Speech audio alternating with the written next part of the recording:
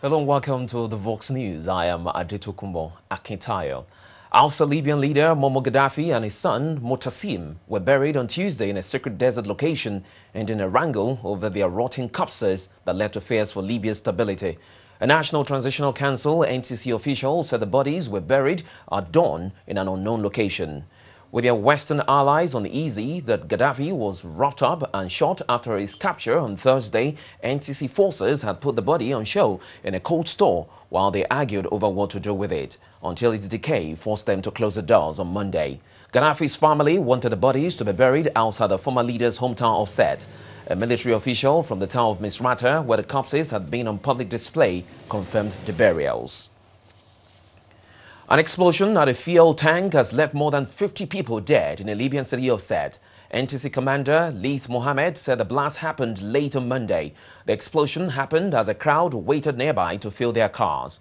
Images from the scene showed residents carrying human remains away on stretchers as plumes of black smoke continued to rise from the tank.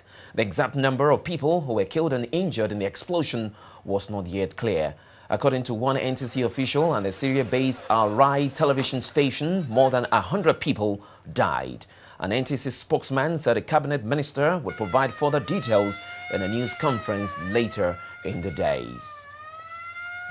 And still with Libya, the United Nations is ready to provide assistance to the Libyan people in the country's reconstruction. A UN senior official made a statement at a commemorative event marking the 66th anniversary of the UN's establishment in Beijing on Monday. I think that the United Nations will send experts in many areas.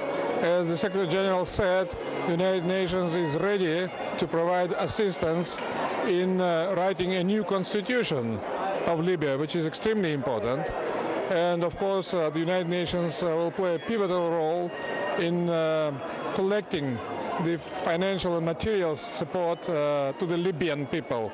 I think that Libya, as Secretary General said, needs first of all unity, national reconciliation in order to move ahead with the reconstruction of the country. This is the most important thing. As soon as there will be stability in the country, there will be national reconciliation, there will be no war, Libya, of course, with the support of the international community, will be successful. Two grenade blasts killed one person and wounded more than 20 in Nairobi on Monday, 2 days after the U.S. Embassy warned of an imminent attack as Kenyan fights Islamist rebels in Somalia. A grenade was thrown into a bar early in the morning, wounding 13 people, and police said a second device was thrown at a bus terminal in the capital just before 1700 GMT, killing one person and leaving 8 in a critical condition. A security official at the scene said a grenade may have been thrown from a passing car. Kenyan Police Commissioner Matthew Itere said earlier on Monday there was no firm evidence yet to link the first attack to Somalia's Al-Shabaab rebels, and senior officials from the group declined to comment on either blast. A Nairobi Provincial Commissioner Njoroge Ndarango gives more details. There was an explosion in this area. This is a very busy public service vehicle stage. And an explosion occurred, and we've just confirmed that one person was fatally injured. So we've lost one life so far. It's very unfortunate, and we're very sorry about that. About 10 of them have been taken to hospital with injuries. The officers are still working. The suspect that the device was a hard grenade. We are yet to establish that, and therefore we need to give them time. We do not want to preempt or prejudice the investigation, because it's very critical for us to get to know what kind of a device it is, and also maybe try to establish what the intention and motive was. And we're still with Kenya. The citizens say their troops in Somalia should press on with their offensive a day after twin blasts rocked the Kenyan capital, with security in major cities beefed up. Instead of withdrawing, we should have more security emphasized in Nairobi, and that then all will be safe. All will be safe, because if the security is all around 24 hours, then of course these people will not have anywhere to eat. Yeah. So there's no point of withdrawing or doing anything. It's about Kenya putting much more security forces for those kind of desperate revenge. If the government could have done operation from within, first of all, because as the minister said that this animal is basically, the head is in Kenya. So we are feeling that maybe they could have started operation here, then they go towards Somalia. Not to go back to our country, we have to pursue them so that to show them that we are not interested with their country. What we are interested in is the security and the good neighborhood. Kenya's military intervention into neighboring Somalia has not gone down well with its president, whose country has not had an effective government for the last 20 years, and where the presence of the Al-Qaeda-linked Al-Shabaab Islamic insurgency has had serious security repercussions on the region. Kenya has in the past initiated brief cross-border incursions, but the latest operation is on a much larger scale, raising fears that its military could be dragged into a protracted conflict with its anarchic neighbor. While Somali government officials had said the two countries were cooperating in the fight against Al-Shabaab, President Sheikh Sharif Ahmed was more circumspect about Kenya's latest incursion, which began on Monday. President Ahmed told reporters he had not agreed with Kenya beyond logistics help. South African President Jacob Zuma on Monday fired two cabinet ministers implicated in graft and suspended the country's police chief in an attempt to dispel criticism that he is soft on corruption in his government. Zuma told reporters that Cooperative Governance Minister Siselo Chiseka and Public Works Minister Gwen Malangu Nkabinde will leave the cabinet. In August, I informed the National Commissioner, General Begi Cele, of my intention to institute a board of inquiry to look into the allegations of misconduct in relation to the procurement of office accommodation for the South African Police Service as per the findings and recommendations of the Public Protector. I've also decided to suspend the National Commissioner from duty with immediate effect,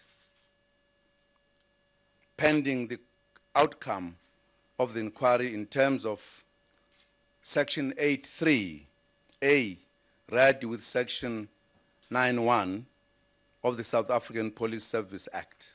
Deputy Minister of Rural Development and Land Reforms will become the new Minister of Public Works. The department will no longer have a deputy minister. President Jacob Zuma of South Africa there. Moderate Islamists claimed victory in Tunisia's first democratic election, sending a message to other states in the region that long sidelined Islamists are challenging for power after the Arab Spring. Official results will be announced on Tuesday, but the Ennahda party said it had already tallied results posted at polling stations after Sunday's vote, the first since the uprisings which began in Tunisia and spread through the region. Ennahda's leaders have pledged to create a multi-party secular democracy and not an Islamic state. Its main rival, the secular center-left PDP party, has admitted defeat. International observers praise the conduct of the vote as free and fair. And still talking about elections in Africa, as the dust settles after Cameroon's President Paul Biya was recently re-elected in a widely expected landslide victory, many Cameroonians remain divided over Biya's new term. According to results issued by the top court on Friday, Biya, aged 78, took over 77.9% of the vote against a field of more than 20 opposition candidates, allowing him to extend his 29-year rule of Cameroon for another 7-year term. Samuel Fokam Azo, the president of the Electoral Commission, ELECAM, maintained that there were no irregularities in the poll. International election observers have praised the peaceful conduct of the vote, but raised concerns over the process. For some residents in Douala, the country's largest city, the election did not reflect the voice of the majority, and for others, the opposition was not strong enough to stand against Biya. We move away from Africa. Turkey. Dozens of survivors from eastern Turkey's deadly earthquake created chaos on Tuesday when they began taking items from an aid truck as police were forced to step in and restore order. Blankets and other items were thrown from the truck to survivors waiting below. Some opportunist looters were also believed to have taken goods despite being unaffected by the quake. Tens of thousands of people spent a second night under canvas in cars or huddled round small fires in towns rattled by aftershocks from a massive earthquake in eastern Turkey that killed 366, according to the latest tally. The Turkish Red Crescent distributed up to 13,000 tents and was preparing to provide temporary shelter for about 40,000 people. The relief agency was criticized for failing to ensure that some of the most needy, particularly in villages, received tents as temperatures plummeted overnight. Floodwaters continued to sweep into western and northern Bangkok on Tuesday as authorities warned people staying in the Thai capital's densely populated area to prepare to leave. Late on Monday, the governor of Bangkok issued a flood warning for Bang Phlat district located west of the Chao Phraya village river and away from the three northern districts worst hit so far, but closer to the commercial heart of the capital. Rising waters in the west of Bangkok also threatened to close down trains going to the south. Residents in the western districts waded through knee-high floodwaters to evacuate. Some who rely on the trains to bring in customers worried that business would suffer. And finally, Britain's parliament rejected a call for a referendum on leaving the European Union on Monday, but a large-scale revolt against Prime Minister David Cameron hurt his authority and cast doubt on the country's long-term commitment to Europe. Around 80 members of Cameroon's centre-right Conservative Party, more than a quarter of the total, defied their leader by voting for the motion, the biggest revolt against a Conservative Prime Minister on a European issue. Among the rebels was Conservative MP Bill Cash, who said it was right that the British people should vote on this subject. The leader of Britain's opposition Labour Party, Ed Miliband, scolded Cameron over his relationship as leader of a non-Eurozone country with those in the zone. And that's it on the Vox News. Thanks for visiting us. You can also do that online, voxafrica.co.uk, or by Twitter and Facebook. Goodbye for now.